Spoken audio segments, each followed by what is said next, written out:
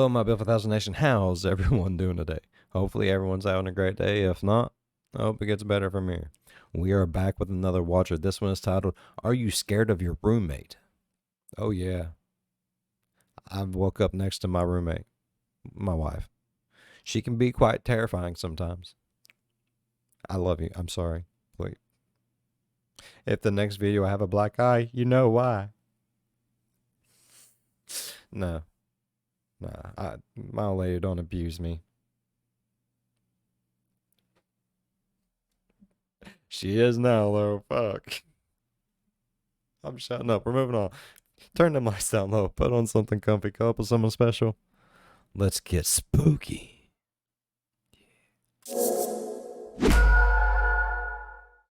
This video contains content that some might find disturbing. Viewer discretion is advised. Have you ever lost touch with a friend? It's funny, the change that time can bring to a person, even someone you knew. I cannot tell you where any of my friends from high school are. I can't tell you where half my friends from like before 2020 is even at, man. Like the past 3 years, I have lost connection with like so many people. It's crazy. But what if the transformation was so stark that your friend was basically unrecognizable? A metamorphosis so absolute that the life behind their once friendly eyes is now intrinsically different, perhaps even sinister or dangerous. For our narrator, how he answers that question may in turn change his life forever. Oh, this is gonna be a good I'm one. Ryan Bergara, and this is Are You Scared? A show where I tell my friend Shane Madej the internet's scariest stories that may or may not be true. Now, I have not read this story before, and neither has Shane. So lock your doors, turn off the lights, and let's see if we can make it until the end. Something got my friend. This happened some years back, and I've always been quick to Look, I don't know if any of these are actually in order. I am going through the playlist from top to bottom. I don't know. So if they're not, I do apologize, but they push it off and try and forget about it. But a conversation I had recently inspired me to write my story out so people with more experience of paranormal/supernatural phenomena might tell me what I witnessed, if anything. This all takes place in northwestern Montana during the late autumn of 2009. When I was 17, I moved out of my parents' house and in with a coworker, John, in his trailer. We got along well at work and had been part of the same weekly D&D group for a while. It was actually one of the better roommate situations I've ever had, and we became close friends during that time. We were roommates until shortly after I turned 18 and some personal stuff happened with my family. You're not going to get a closer bond than your D&D players. It don't happen. You can be married for 100 years and you're still closer to your D&D people. No. I ended up moving back in with them for a while so I could help them cover some bills. It took about 3 months for that situation to stabilize, and I called John about moving back out there with him. This was the first time I remember feeling something was off. Though it's been so long, I can't remember the details of the conversation. Just a sense of wrongness that lingered for a while after I'd hung up the phone. Either way, John said I was welcome to move back in, which I expected. I waited for a day off, and another friend, Dave, came along to help me move. Dave was another D&D pal from a different group, and we were figuring we'd talk John into a one-shot session. How many groups are you part of, you dirty hoe? Or something. So we loaded up all my stuff and drove out there. What followed was a nightmare. Ooh, I gotta say I'm loving all the D&D talk here. A one-shot sesh? In layman's, what does that mean? Well, a one-shot sesh is when everybody kind of gets together for like a contained adventure. And instead of it just continuously going on and on and on, you set up like a quick like sprint race to the end. Like it has an actual end instead of just continuously going on and on and on like a big ass story. It can still last a minute though. Just to say, like, Then, like at the end of the night, it's like, all right, time to go home. Wow, what an adventure. Nice meeting you. Thanks for the Frito scoops, etc. I like these two guys. I hope they have their one-shot sesh. I'm sure that's where the whole rest of the story is going, right? It's just the plot of the one-shot sesh. If they ever get that D&D one-shot going. So, are you scared? From the moment John opened the door, everything was wrong. I won't say John was a clean freak, but he tried to maintain his space, and he'd always insisted we clean up for company when I was living with him. I stood there open-mouthed to see the thick layer of dust that coated nearly everything. And the longer I looked around, the worse it got. There was a half-eaten plate of food turned to mold sitting on the table. Both sinks in the kitchen were similarly moldy, and the air in the trailer stank, even beyond what I'd expect for some moldy dishes. Not what you want to see in the place that you're planning to move into. No. But, I was a little distracted during this because, you're talking about this creepy environment, but I was just really curious to know what the half-eaten food was. You said they said half-eaten food. Yeah. Is it nachos? It was a rotisserie chicken or a candy apple? For him to point out half-eaten, yeah. I would assume it's something that's delicious because you'd be like, how could you only eat half of that slice of za? Burger. Za being pizza. When I used to work in a movie theater, sometimes people would leave half-eaten buckets of popcorn in their seats after the movie was done. And it was my job to go in and clean them up. Sometimes I'd just eat them. It was free. It's fucking gross. That's so gross, dude. I don't care. It was pretty gross. It was pretty gross, but it was at an age where you can just bounce back from that shit. I understand. I understand, dog. I do, homie. I got your back, bro. Don't you worry about shit, Holmes. Yeah. I lost my train of thought because I can't. That's good. I can't stop. I actually had to duck into a corner of the theater where the security cameras couldn't see me but not only was it free, but I was getting paid to eat it. Goldmine, I guess, for someone like you. It really was. I was extremely taken aback by the state of the trailer, but the state of my friend was even more shocking. He worked at a bank and had always kept himself clean, but now he looked like a wreck. He'd lost weight. His skin had an unhealthy, waxy look to it. His hair was overgrown and greasy, and his body odor was terrible. His smell is the first thing that made me think there was something really off about the situation. It was almost the sickly sweet smell of something dead, but not quite. I've never smelled anything exactly like it before or since.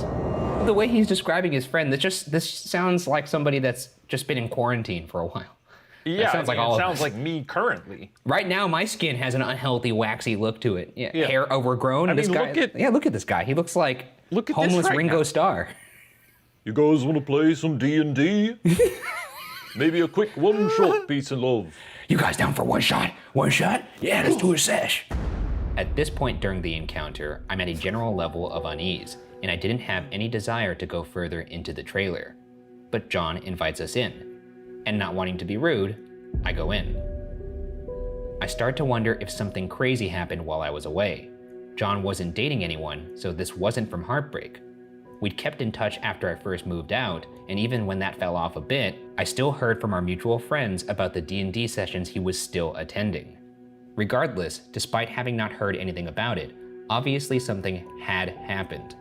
So, standing there in his dusty living room with Dave, who is shooting me sideways looks the entire time, I ask John if everything is all right. No response. And then, after a long silence, he assures me everything is fine. Just that.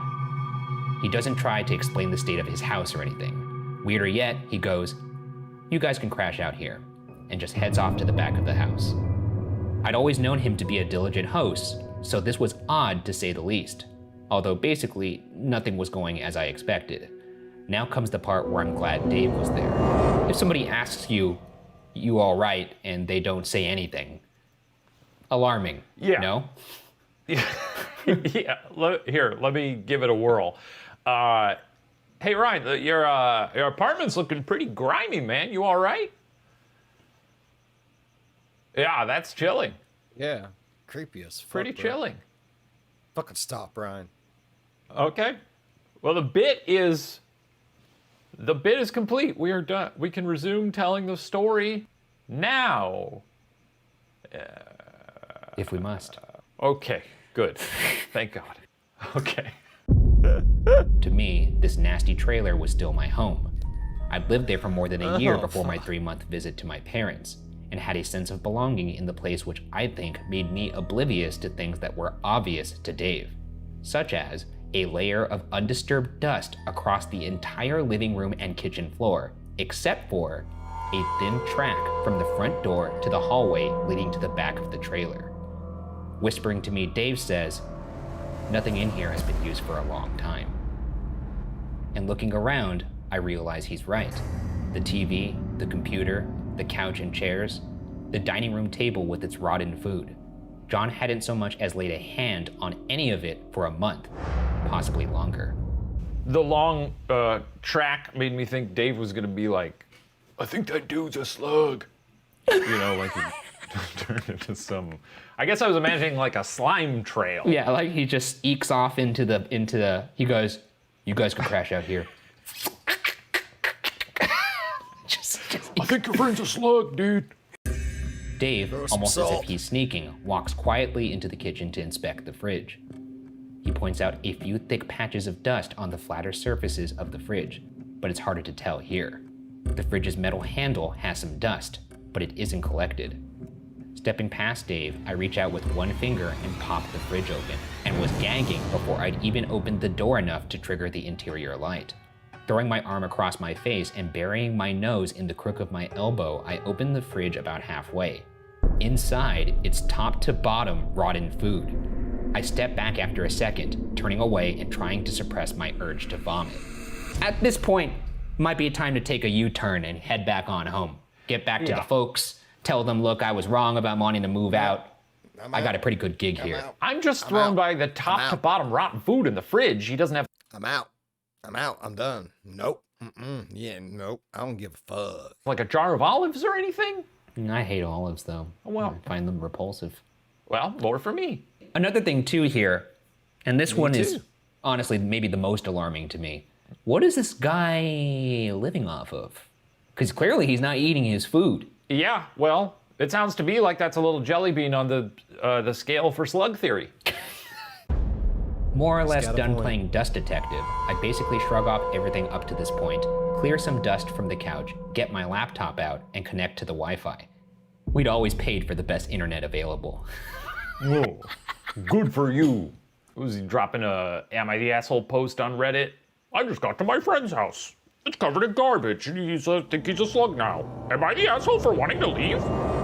After a while, Dave joins me and we play World of Warcraft for a bit.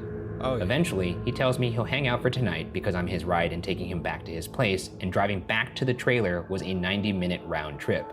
To be clear, I would have taken him home anyway. I wouldn't blame anyone for not wanting to hang out in a room with a giant stack of moldy dishes in the sink and a fridge full of rotten food. We play games on the computer for the next few hours, and John never makes a noise. I respect the commitment to the game. I guess. That being said, life may not be continuing much further if you keep playing World of Warcraft when there's a slug down the hallway. Yes, very good. At one point, Dave asks me where the bathroom is. I tell him it's at the far end of the hallway next to John's bedroom. A low level of unease had been present since John first answered the door, and was becoming more apparent the longer we stayed. Normally, I don't walk my friends to the bathroom, but it seemed the right thing to do at the time. So, I lead Dave down the hallway, flipping on the hallway light as we go, the switch covering my fingers in dust. At this point, I was actually starting to get annoyed with all of it.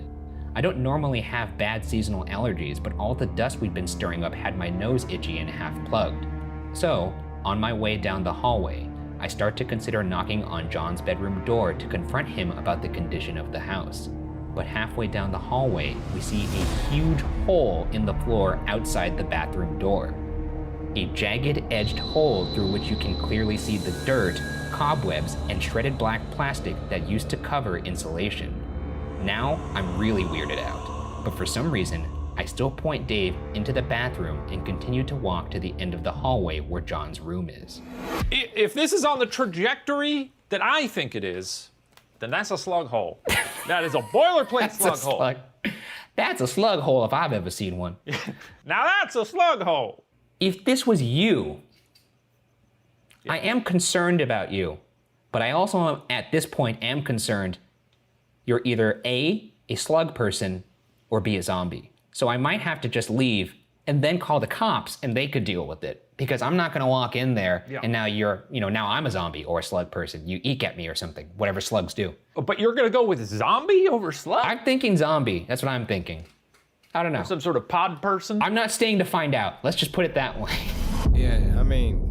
I can see there's no light coming from under his door. I wonder briefly if he's asleep. Annoyed, I knock, loudly. A few seconds pass. Then, I hear a grunt from inside the room. I pop the door open and flip on the light. This is where it really starts to sink in for me how wrong this experience has felt. A cursory glance at the room confirms it's in the same state as the rest of the house. Dust everywhere, except for the track from the door to the nearest side of the bed. The bed itself was terrible. The blankets and pillows were stained a deep yellow, almost black in places. And then there was John, just laying on his back in his bed, 1,000-yard stare through the ceiling. He didn't even react to me opening the door. If I'm knocking on someone's door to see if they're doing well in their filthy, filthy home, if they give me in return a ooh, I don't think I'm going in there. Again, this is another juncture where I'm just thinking, well, it sounds like they're going through some stuff. I'm gonna leave. Well, first off, I'm not knocking on the door like I'm the 5-0. I'm not banging on that thing annoyed. No. You're doing like a especially- shave and a haircut, right? Like a Shaving a haircut, that even might be a little too playful. It's gonna be even more just like a, hey man. uh-huh. And even if I do that and I hear, Yeah. okay, oh, I'll come back later. In that moment, I forget entirely why I came to talk to John, because looking directly at him, I felt the beginnings of a profound fear, which even at the time seemed like an odd feeling to have in that situation. You see, John was not an intimidating guy, short, baby-faced, and yet in my gut, I was afraid of him. I don't really know how to explain it. After that quick moment of fear, I quickly mumbled something about how I'd come to say goodnight and turned off the light and shut the door. I turned around to find Dave kneeling by the hole in the floor. As I struggled to rationalize the primal fear from being in John's presence, Dave points at the edge of the hole and tells me the wood along the edge is twisted upward, as if the hole was made from below. What would do that? A slug, Ryan. A big No, slug. I'm talking like real life, like a very ambitious little Nothing? beaver. I mean, I would probably say nothing, but I can't imagine anything doing that. I don't know what the integrity of. Yeah, I was about to say, it depends on the integrity of the flooring. Like, what kind of floor was it? Subflooring, all the other good shit. What kind of animals are around?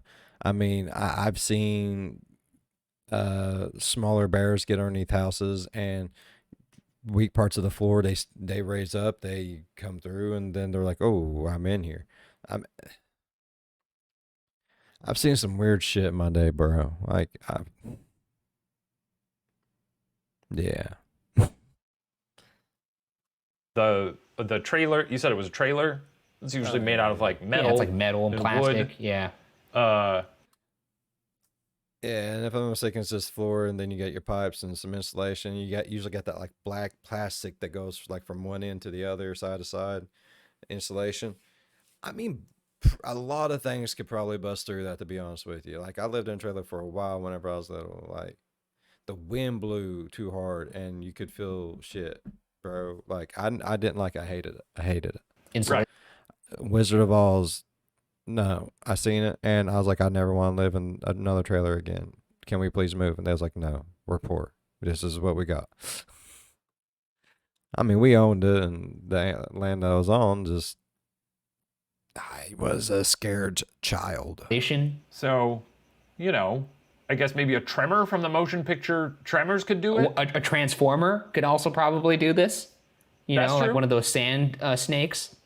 Or that drill machine that Bebop and Rocksteady use in Teenage Mutant Ninja Turtles? Once again, also could do this. There's a lot of things, but I just can't put my finger on what in the real world could make this whole.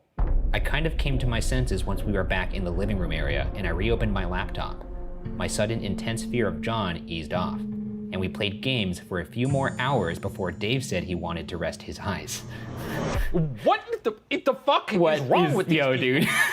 What are you doing, sorry, bro? But well, it seems like something subterranean bored into this home. Why don't we relocate to the safety of the living room and play Minecraft for 5 hours? And take We it shut everything down. I chilled out in a recliner, and Dave lay down on the couch, positioned so he could see down the hallway. I was too uneasy to sleep. After looking into John's room, I determined I wouldn't be living here after all. As much as I really didn't like living with my parents anymore, it was preferable to whatever John had going on. As the night went on, I'm just waiting for the sun to come up, really starting to wonder why we haven't left already. And then suddenly, Dave's eyes get wide, and he motions with his hand to get my attention. He points towards the hallway, and I turn my head slowly in the recliner to look. Oh shit, it's getting After crazy. perhaps 15 or so seconds of staring hard into the darkened hallway, I hear a slight creak from the darkness. A little while passes. Both of our eyes remain glued to the dark hallway. We hear a few more creaks. And then, out of the darkness, John's shadowy silhouette slowly emerges. And now, he's just standing at the edge of the hallway, staring into the dark. That deep sense of primal fear builds in me again. The only thing I could compare it to is once when out hiking alone. I ran right into a bear going the opposite way on the trail. I feel like making this clear is paramount. Seeing John lurking in the darkness of that hallway inspired in me a state of fear so powerful, I feel I have no choice but to look for unconventional answers as to what happened to my friend. Because the only thing comparable to that gut feeling of dread that my short, baby-faced friend created in me was the time I ran into one of the largest terrestrial predators on the planet. What's the right play in this situation if you're the Stab him in narrator? his fucking face. Because I'd be like, all right. He'd be done. Nope. Only one of us be walking out and they'd be in handcuffs because I'd have to kill a motherfucker. Like if I'm on high alert and you know. Good hang. I'm not saying shit. I'm just. Plain dead. Thanks for the Tostitos. My thought is See you if I become furniture, he won't see me. He will just. If I become so still, perhaps he won't even see that I'm there. Yeah, but I mean, at the same time, this guy doesn't seem like he's moving around too much. So I'd probably just go. You ever try to get out of a recliner quickly? It's tough because your feet are up, and when you have to do that, the momentum carries you forward. By the time you're already on the ground, he's already sliming you. There was something wrong and dangerous going on that I can't. Roll out the back or off the side and run like shit, bro. No. I'm not getting jizzed on by no fucking anything. Let alone some kind of weird ass snail monster goonie creature thing. Can't justify analytically, but my instincts told me I was in danger in a way I'd never been prepared for. We lay there in silence while he silently stood in the hallway for hours, hoping that our own silence would keep him from approaching further. Eventually, he crept back down the hallway to his bedroom. Seeing an opportunity, we quietly and quickly got our shit together, sneaked out to my car, and left. Great. Good job, my dudes. At that point, I'm feeling like I can't believe that worked. Yeah, but I mean, it doesn't seem like he's eaten a long time, so he probably doesn't have a lot of fuel in the tank. I don't think he's like chasing after anybody. But if someone's possessed, though, well, you don't know this, you don't believe this, but if someone's possessed, they could have the strength of, that's 10 times their capability. Like Annalise Michelle squeezing that apple with one hand. Yeah, but I don't think this guy is squeezing any apples. All right, well, it sounds we'll like see. he's mostly concerned with pooping the bed over and over. After the event, I did a little bit of digging, talked to mutual friends, and drove out to John's parents' place to talk to them, but hit dead ends everywhere. Apparently, he left town. I even spoke to a friend of mine who's an officer about a welfare check, but as I didn't know where he went, they couldn't really do much. His parents left town too, and no one that I know has seen or heard from John since. I've mostly tried to forget it all happened. Of course, there are possible explanations to his strange behavior, perhaps a psychotic break, or maybe drugs. It occurred to me more recently that I should have considered the fact that he might have been seriously ill, but I honestly believe none of these are the answer.